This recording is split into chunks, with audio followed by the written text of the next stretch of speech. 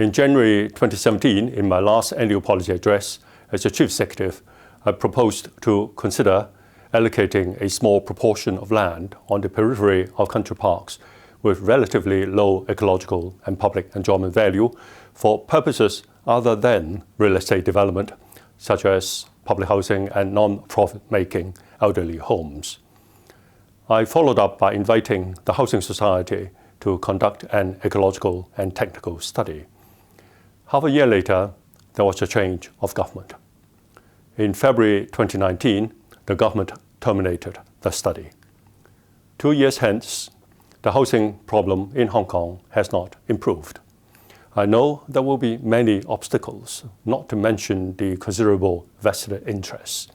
I hope that Hong Kong people could reconsider this proposal. I now flesh out the following details. Tear them apart, if you like. Let's use no more than 100 hectares on the fringe of the Tai Lam Country Park to build 20 to 30,000 public housing units for sale. The area amounts to about 0.2% of the total country park area in Hong Kong. In terms of saleable area, the selling price would be fixed at $6,000 per square foot. This should take care of the infrastructure, site formation, and building costs. In other words, no financial gain and no financial loss for the government. If the project overspends, the government will cover the excess. If there's a surplus, the surplus will be retained in the housing estate for repairs and renovation of the estate. All householders who are Hong Kong permanent residents who do not own any residential property in Hong Kong are eligible. There will be no means tests. All applicants, whether or not public housing tenants, will join the same ballot.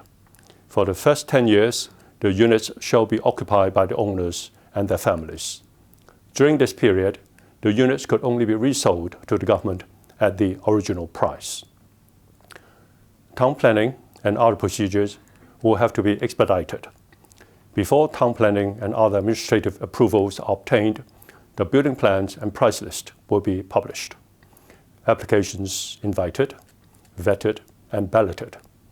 The result of the ballot will determine the buyer's priority. No deposit will be required before the completion of the town planning and other procedures. If such procedures cannot be completed within 18 months of accepting applications from buyers, the project will be abandoned.